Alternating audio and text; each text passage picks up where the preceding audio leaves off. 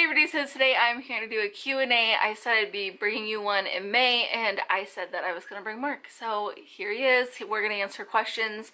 I asked for questions on my Instagram.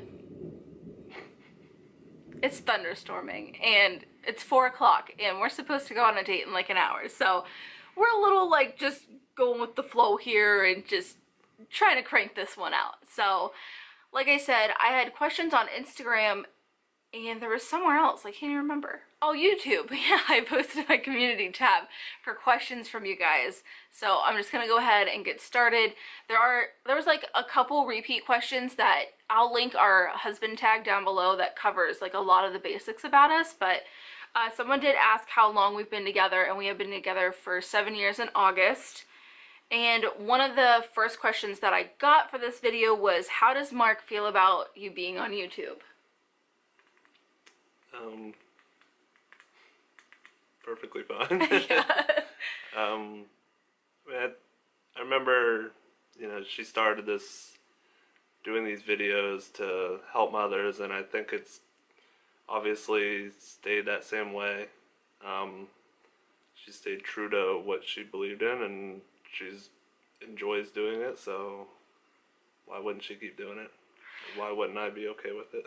I think anytime there's a family involved, but it seems to only be revolved around one person filming and doing the work, and it's really just one person in the videos, a lot of people question like if there's support behind that, and there definitely is. And I had a lot of questions asking if Mark would be in more videos or if he could do more videos and stuff like that, and Mark is definitely willing to help and be in videos if I need him to be, but he's in videos as much as he wants to be, because he's just not the type to like want to just be on camera. He's just not like that. So my days in the life and stuff like that, if he's in those videos, it's because he doesn't mind.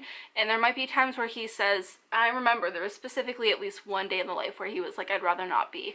And it's like, fine, I don't care, So my job is to come here, sit on this couch and talk to you guys, which is what I do very well. But he does everything behind the scenes for me. So just because he's not in videos doesn't mean he's not very supportive. And then we got asked, how did he propose? Tell us about your wedding. Was it a big event or small? And anything you would change?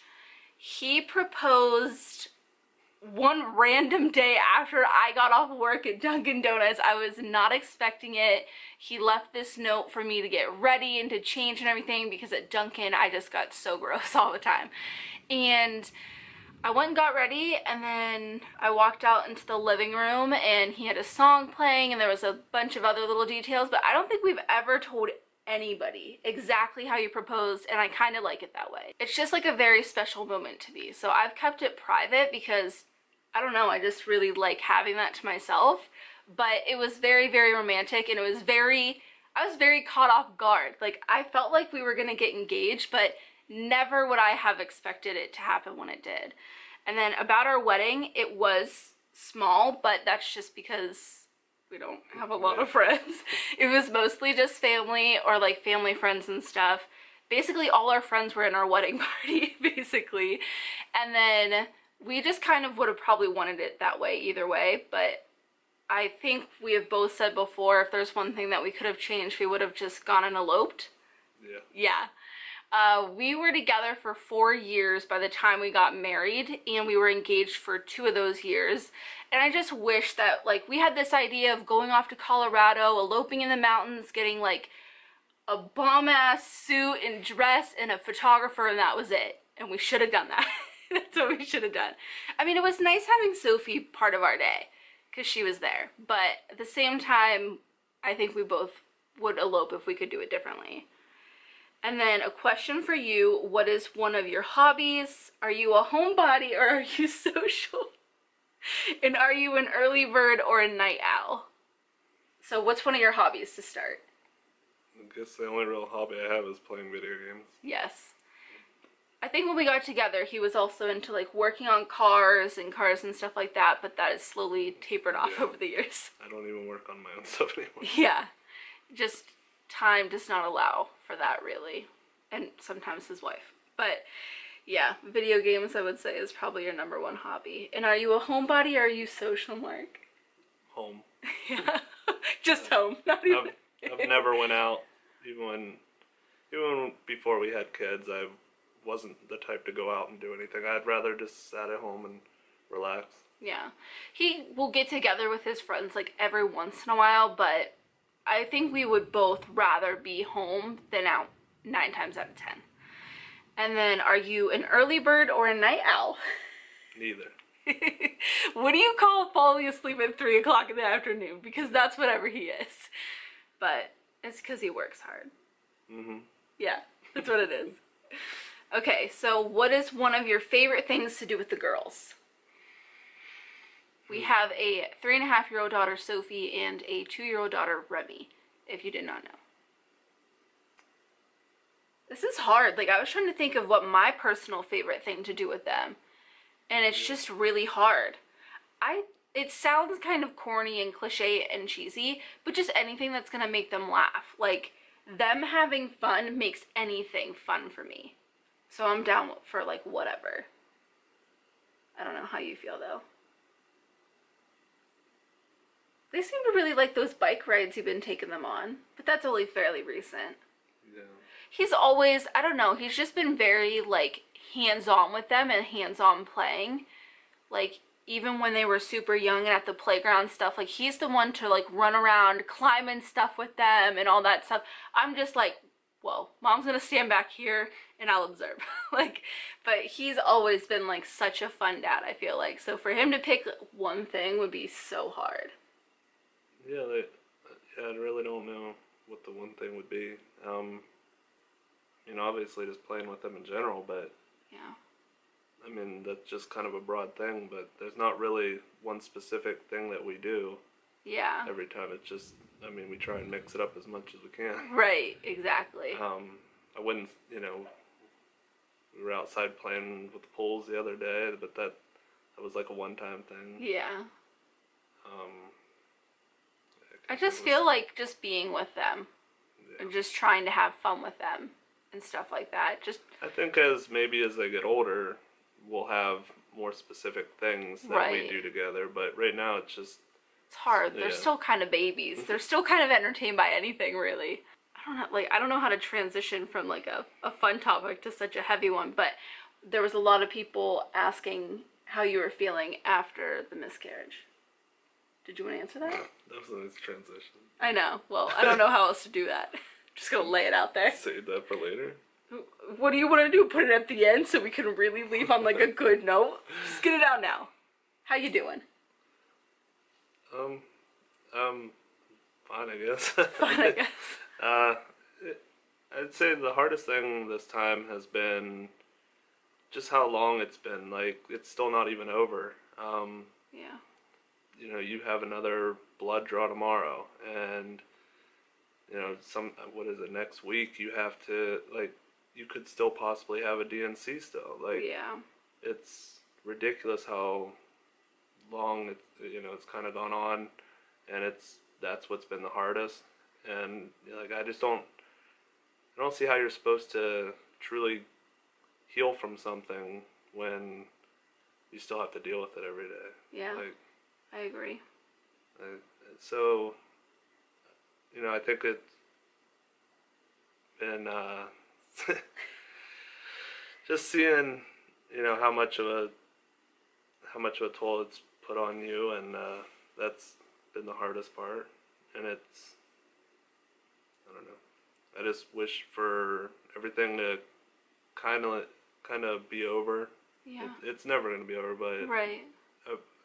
Health-wise, this physical part. Yeah, the physical part, you being healthy and being okay, it would help. Yeah, because that's how I feel too. Like, I'll have a few days where I'm not bleeding, and I feel like it feels kind of like a little bit of this weight is lifting, and then all of a sudden it'll start out of nowhere, and it's just like, it just weighs you back down into that whole situation. So it's hard to feel anything but crappy right now, just because we still don't know what's going on. It could still, you know, stuff could still need done, and it's really still kind of hard right now. I mean, it's always going to be hard, but he's been great through everything. So from that heavy topic, we're going to move on to kind of like a lighter question, but how do we find time alone? And basically where we can take it. That's really all there is to it. Like tonight, we are going on a date after we get done filming this, like immediately, and that's because one of the grandparents wanted to watch the girls overnight, so that's where they're gonna be, and so we're gonna take advantage of that time alone. But even on a more regular basis, if the grandparents aren't watching them or whatever, just even after they go to bed by 8 o'clock, and I would say 90% of that time we try to spend the remainder of the night doing something together, whether it's watching our shows, YouTube, like video games, whatever it might be. That's what we try to do. Obviously, some nights somebody falls asleep. Obviously, you know, like not every night is gonna be perfect or whatever, but we do try to make a majority of our nights, or the nights that we get off or like alone, because the kids are gonna stay at a grandparent's, we try to do something intentionally with each other. So it's about making time and taking advantage of it when you can get it, basically. And then, what's your favorite thing to do with each other? I would say my favorite thing to do with you,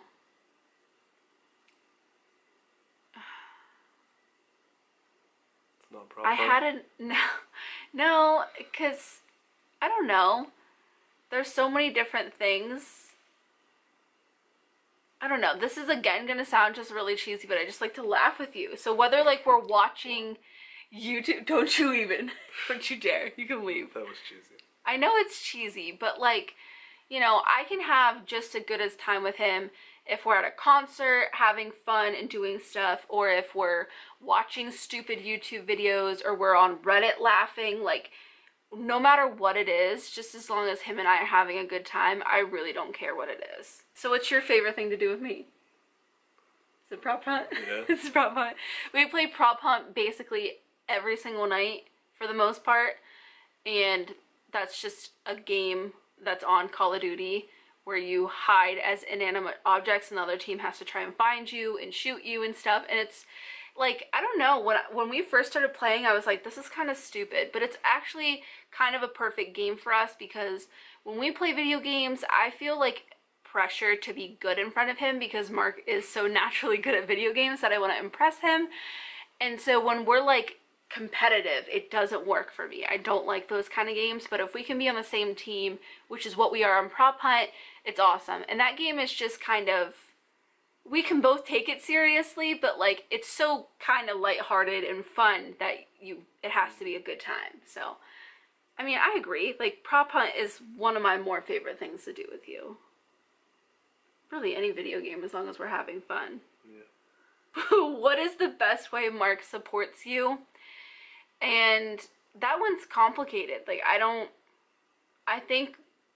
guess he just kind of takes me for who I am, no matter what the situation is, no matter what we're going through. Like, he doesn't try to change me or make me do things his way, or I don't know how to really put that, but like, no matter what it is, he always just like accepts me, faults and all. I don't really know how to explain that. Just, he's just like my best friend, and he's just there through everything, so he supports me through everything. And that means the most to me, because I feel like before he was in my life, I felt like I had to change. I had to be a certain way because people wanted me to be a certain way. I don't know, I really struggled with a lot of those feelings. But having him in my life, like, he likes me for who I am. And that's like one of the biggest ways, I think, that he supports me, I guess. I got a new phone and I don't know how to work it all the time. I'm sorry this is taking so long. Okay, so one of the other most asked questions was, what was your reaction when I said I first wanted to exclusively pump, which I think people were talking about with Sophie. And my nursing relationship wasn't going how I had expected it to. Basically, it was not going at all. And they wanted to know what your reaction was. Do you even remember? Not specifically, but I think mainly the point would be that I know she spent hours and days and weeks researching everything before we had Sophie. You know, the plan was always for her to breastfeed. It was that was what she had planned, and I don't even think I knew exclusively pumping was a thing. I didn't even really know. But I believe that, a few weeks in, or I can't remember exactly when you started pumping, but it was at the hospital. Yeah. I was pumping at the hospital because I had an oversupply. Yeah. And her latch wasn't great, so. She had done all the research and she knew what was best. I wasn't going to sit there and tell her that this way was better than that way because I hadn't done the research. I trusted whatever she decided to do, and that was what she decided to do, so it was fine by me, I guess. I think he spent a couple days after that trying to ask me to make sure that I wanted to exclusively pump, because I had just envisioned nursing. Like, I knew eventually I was going to have to pump because I was planning on going back to work, but I really wanted to nurse. So I think those questions, it wasn't anything over the line or anything. It was just because he knew that's really what I wanted to do. And then all of a sudden, I was like, well, we're going to have to do something else. And he just wanted to make sure that that's really what I wanted to do. But yeah, I think overall his reaction was just supportive as usual. And I had a lot of questions asking how you feel about it now that I choose to do it. So basically now, Sophie wasn't much of a choice. I had to do it if I wanted to breastfeed, to continue to breastfeed.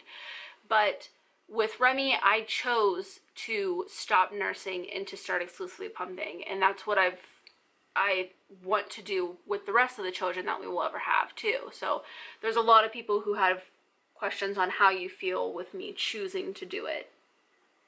I think, once again, it was your decision, and you that's what you thought was best, so I agreed with it. I think it was what was normal also. Yeah. So it was. That's a very big part of it too. I think that it was normal for us. That's what we were used to. Also, it allowed me to help. I think that was one of the bigger things, is it allowed me to help, like, feed and stuff like that. So. Yeah.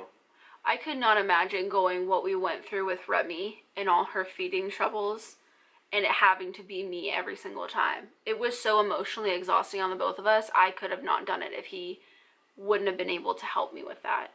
But overall, from my perspective, it's basically what he said. He was just super supportive of me, and he never second-guessed me or anything like that. He's just really been supportive through everything. So the very last question I have is, how does Mark support me while I am breastfeeding? And I think a lot of it the last time around was emotional support, because I had a pretty good system down with it being the second time around.